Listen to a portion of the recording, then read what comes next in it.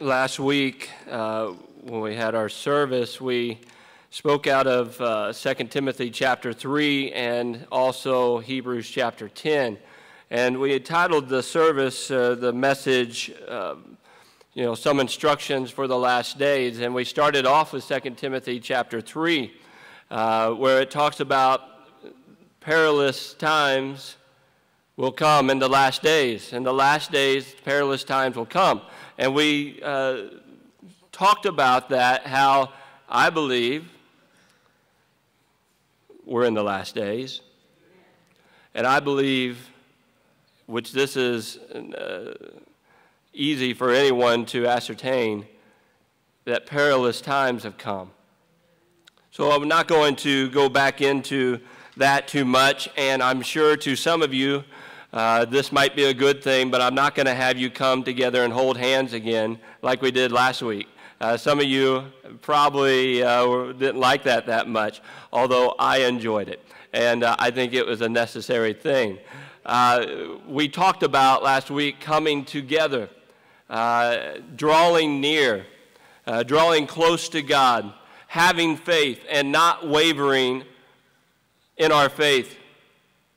We talked about coming together as a body, because in these last days, we need each other. Obviously, we need our Savior, but we need each other. Today, and as I've been reflecting all week on a message that has been in my mind, is just about kind of goes along with needing each other and dependent on each other. Is the reality is that we are most dependent and should most be dependent upon Christ. Because perilous times are come, we need God, we need Christ to sustain us, His Word to sustain us, the Holy Spirit to lead us, the Holy Spirit to direct us and to guide us. We need Him. I've been challenged, as I said, this weekend as I was at this conference, and as of Wednesday or Thursday, I had no idea that we were going to have Brother Benny here, and God just opened that up, and I am grateful that He did. But there was something that was on my heart to say is how much I need Christ. I think of some verses that are some of my favorites. John 15:5, I've mentioned that to you all many times before. I always say the last part of the verse, but I'll read the whole verse this time. But John 15:5, it says, I am the vine, and this is Jesus talking. Ye are the branches, he that abideth in me, and I in him. So there's two different things there. Abideth in me, and I in him. The same bringeth forth much fruit. But then it says, for without me ye can do nothing. And I think of John 3:30, he must increase, and I must decrease. I was thinking about the persecuted Christians. And obviously, we have all seen at least video clips, snippets, if not the whole videos of Christians having their heads cut off by ISIS in 2015. And it made me think about a book that I read several years ago that has challenged my whole thinking as far as persecution, as far as how I should live and what's coming to those that name the name of Christ. And that book was Tortured for Christ, Tortured for Christ. I have an old paperback that I've written in, and I believe Richard Wurmbrand actually came to our church many, many years ago and spoke. I think Dr. Dixon had him come, and he was the founder of Voice of the Martyrs. And I was reading through this. I've read through this book many times, and it has not gone away from reading this book where I haven't been so convicted and so broken.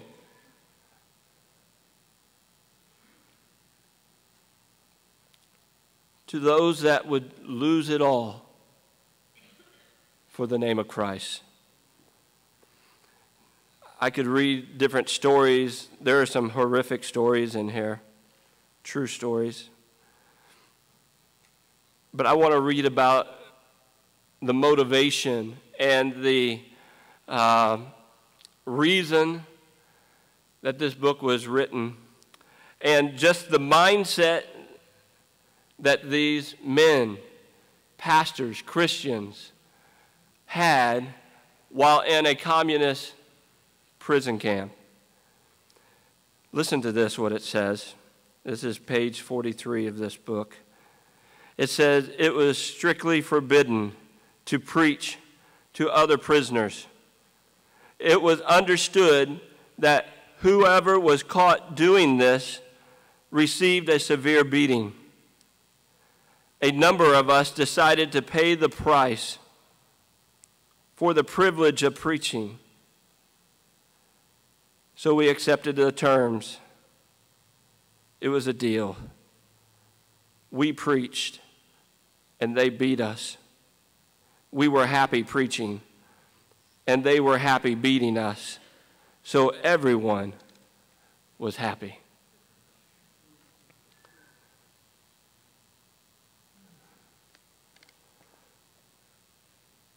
I'm challenged by that. I am challenged by that. Because in our American culture, Christianity, as Brother Benny was mentioning, we love having our barbecue pits and we love having our parties and we love being entertained, and I understand. I'm right there with us. My favorite time of year sports-wise is coming up, and I'm excited about it, right?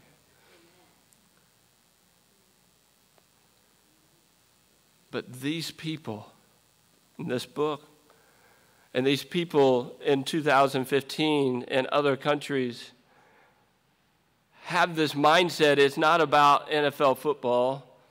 It's not about the barbecue. It's not about all of that.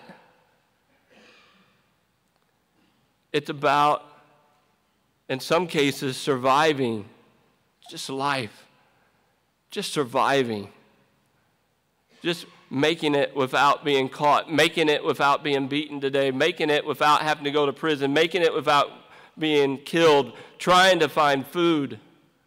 And they willfully and joyfully do it for the cause of Christ.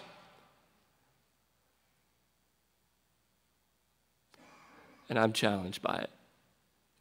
I'm challenged by my own spiritual condition because I like to not have pain. I like not to have problems and sufferings and sorrows. But there is that passage that what do you do with that all that live godly in Christ Jesus shall suffer persecution? Is that only for those in third world countries? Is that only for those in India? Is that only for those in China? Is that only for those that are in parts of the world that we don't have any idea about, that just atrocities happen to them for being Christians? Or is that also for us? In these last days, perilous times will come. In these last days, hard times will come. In these last days, our once Christian nation will seemingly do everything to go against Christ in their policies and plans. So I believe today, this day, August 2nd, 2015, that we all have a choice. We all are dealt the same cards. We all have this amongst us, is how are we going to live and who are we going to be dependent upon? We can be dependent upon ourselves. We can be dependent upon our loved ones. We could be dependent on Big Brother. But the best that we can be dependent on is to be dependent on Christ. He is our sufficiency. He is our all in all. Colossians says that He is all and in all, and He is our hope of glory. He is all. There is a passage, it's 1 Corinthians chapter 1, verses 18. I'd like for you to turn there if you have your Bible. And it's Paul writing this, of course, and Paul and Timothy talking to the church of Corinth, and he starts off the passage where he talks about, hey, there's division among you. Chapter 1, verse 10, it talks about there's divisions going on amongst you. And he talks about how we shouldn't have such divisions. In fact, he goes on in chapter 3, talking about division, talking about how he would rather speak to the church as they were spiritual, but they couldn't because they were so carnal. Christians being carnal. And it said the fruit of that was that there's divisions and envies and strifes and all of that going on in the church. But he said there's something better that we need to be focused on. Not have divisions, not have strifes, not have any of that, but have this mindset that we want to know nothing except Christ and Him crucified. It says in verse 18, after Paul said Christ didn't send him to baptize, but to preach the gospel, I have to tell you, there are some that take that to believe that baptism is not good for today. I'm telling you that is absolutely wrong. Goes against the Great Commission, does it not? Matthew 28. But he just said what his main purpose was to go and tell people about Christ and get churches started.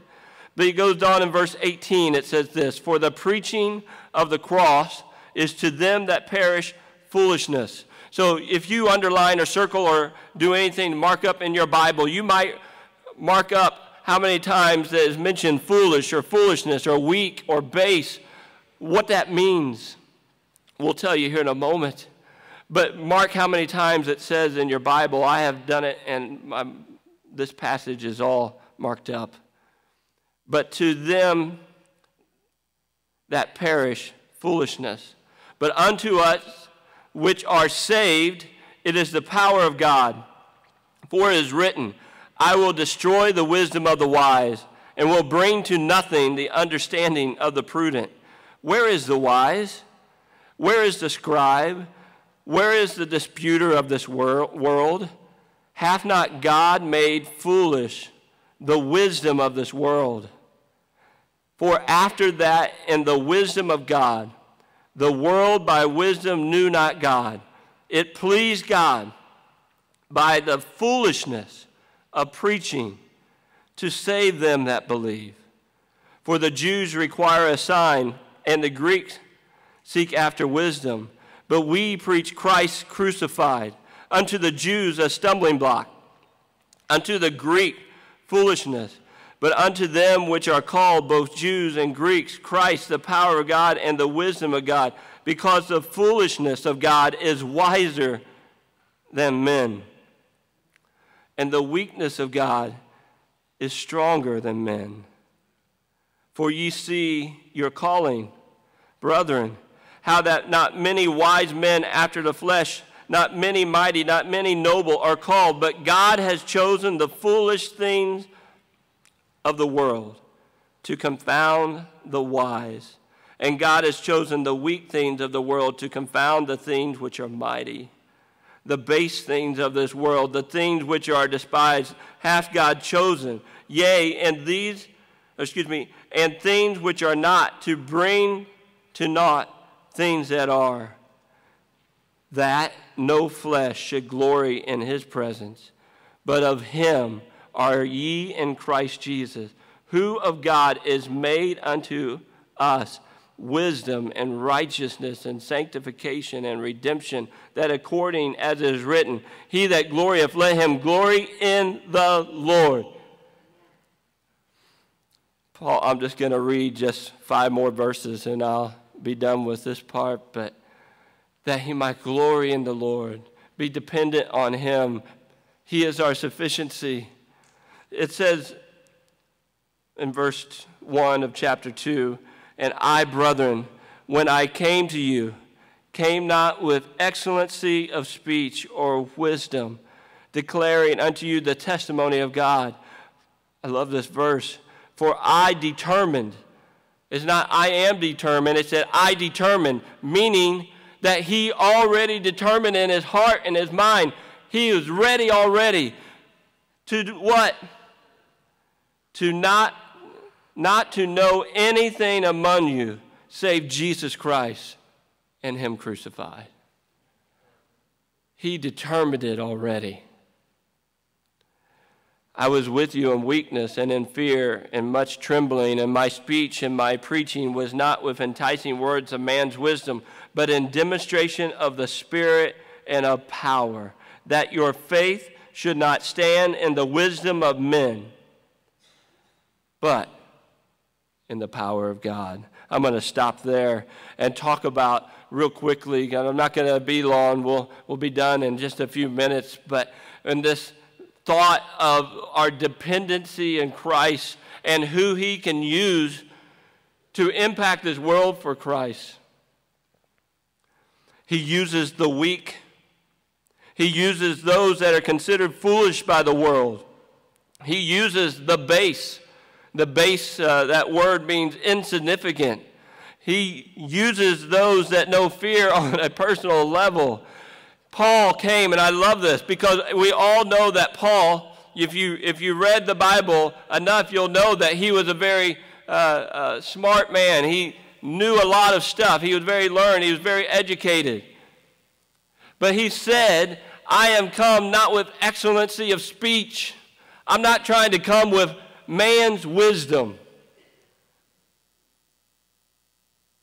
And so many of us think that we have to know this or know that, but as Brother Benny said, knowledge is a good thing, but it's all about knowing Christ and him crucified. So I would ask this question, have you already determined? Have you already determined to know nothing else? There's nothing more important. There's nothing more pressing in our lives. There's nothing that's higher priority than to know Christ and him crucified. Or are we dependent on someone or something else? See, he wants us to give him glory or to have glory in him. Verse 29, that we won't glory in ourselves, but that we'll have glory in him, not ourselves. But we have this issue that from the beginning, from our natural childbirth, we are born as dependent people, but we then move into independence, right? So when we're born, we rely on mom for everything, to feed us, to change us, to clean us, all of those things. We are very dependent people. Amazing, at the end of life, so many times we become very dependent on people as well to feed us and to clothe us and to clean us. But as it goes in this dependency, as from birth, we move into childhood and we become very independent people. And some of that is good. It's good to be able to do things on your own. It's good to be able to work. It's good to be able to provide for your family. And there's independence that is good. But if we're not careful, that independence turns into I-dependence, meaning I depend on nobody except myself. This is promoted oftentimes in media, is it not? In our entertainment field. Don't lean on anybody else. You can do it. You're powerful enough. You're good enough. All of those things. You, I-dependence. Webster said it this in the old 1828. Webster said this, the person who is dependent is one who is sustained by another or who relies on another for support or favor. The definition of independent is not dependent, not subject to the control of others, not subordinate, not relying on others. And so this natural inclination is to move from dependency at birth into independent and not rely on anyone. It's just a natural thing, right? But spiritually speaking, it should go opposite. At spiritual birth into maturity in Christ, we move from our independence. We move from our independence and focus on self and I can take care of all things to dependence. To dependence in Christ. And at the start of that, we have to say, as you grow in maturity, this maturation process that takes place spiritually, we call it sanctification. We're moving more to be like Christ, away from the world. We realize that we're very dependent. I've said this many times, I'll say it again. What is it that you actually control outside of your choices? You don't control whether you're going to get cancer or not. You don't control your heartbeat. You don't control your breathing, all those kind of things. And we feel so independent. We feel like we can take care of this world on our own and charge hell with a water gun type of attitude. It's me. But Christ and those that are spiritually mature realize that Christ is our dependence. Paul said it. He determined already, I'm not going to know anything except Christ and Him crucified. So I would ask you today, what's your dependency on or in?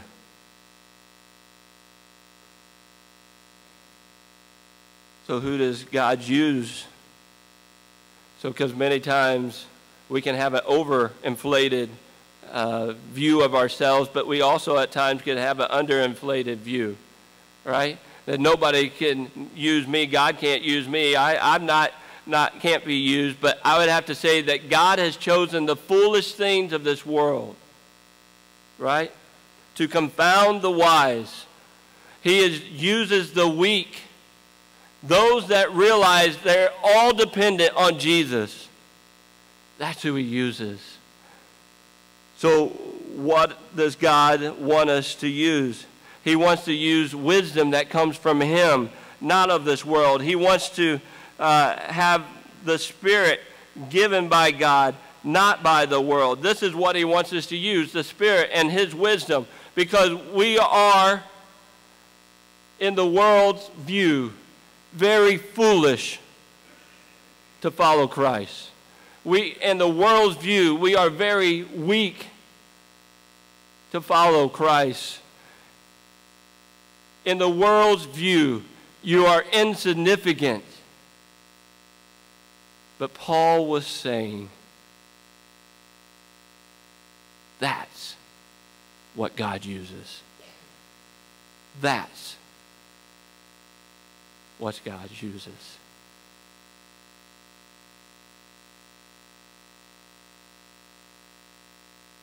So we go back to this thought, dependency in Christ, and who are you dependent upon? There are moments that I go through my day that I think I have it all covered, and I think I got it all down, and I think I'll just leave it at that. And God has a way. God has a way of saying, apart from me, you can do nothing. So what is your dependency in? What is your dependency on? God wants us to be determined to know Christ and to know Him that is crucified. What is your excitement level of the things of God? Seth is going to play a video. Seth, if you can get that ready. I saw this yesterday at this conference, and I searched for it on YouTube, found it very easily. But I want you to look at these Christians who are underground in China. I want you to look at them.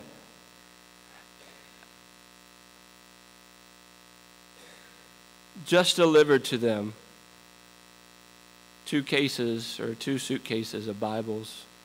See their reaction.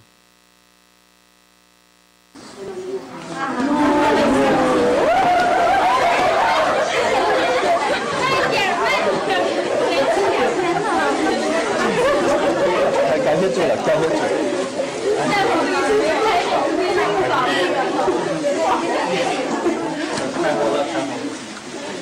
谢神啊！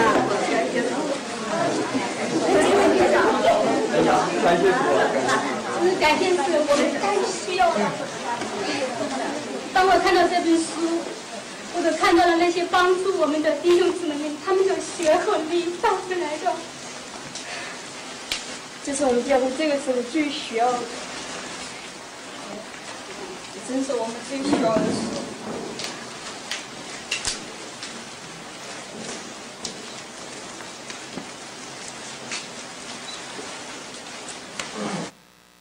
A short video is a video of the Chinese Christians who are underground. And did you see what they said? This is what we needed. Now, I watched a fuller version of that, and the lady said actually that this was brought by people's blood, sweat, and tears. And this is what we needed the most.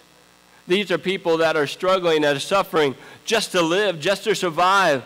And they do so because they name the name of Christ. If they wanted to, they could deny Christ and live in peace, right? But they chosen not to do so. They determined not to know anything save Christ and Him crucified.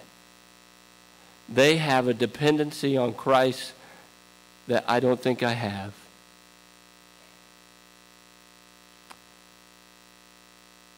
And I can beg for it, that dependency. And I'm sure it will bring persecution. Because the reality is when you're persecuted, when these places I heard yesterday, that persecution takes place in their world, the church of Christ grows. It grows, it grows, it gets bigger, and it gets bigger because they have nothing except Christ. And maybe that's the reality in America today, that maybe we need to be stripped of everything that we depend on so we can completely depend on Christ. It's radical, isn't it? That's scary. I praise God for my stuff. He's the one that gave it to me, right? But I can't let that be an idol. I can't let that be the thing that I look forward to. I can't let that be the dependency that I have. My dependency needs to be on Christ. What do we do with our Bibles? Do we kiss them like those people did? And say, this is the thing that is most needed, that I need the most? I've been challenged. And I'm going to end with this. I want you to be challenged as well. The whole goal of church is to proclaim Christ, like we mentioned earlier, but it is also to equip the people in the church, to go out and make disciples, to go out and evangelize and make disciples. I have been challenged. I don't think that this is the thing I need the most all the time. And I have to tell you, last days, perilous times are coming. We're there. What do you need?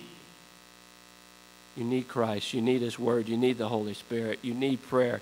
And we need to not forsake the assembly of ourselves together, as we talked about last week. So where's your dependency on? I'm running out of time. I need to end. But I would ask you, what's your dependency on? Paul said he didn't come with excellency of speech, but I just came to tell people about Christ. I determined already to know Him. What is your determination? Where are you at in your spiritual walk? And are you dependent upon Christ? If we could stand with every head bowed and every eyes closed as the worship team comes to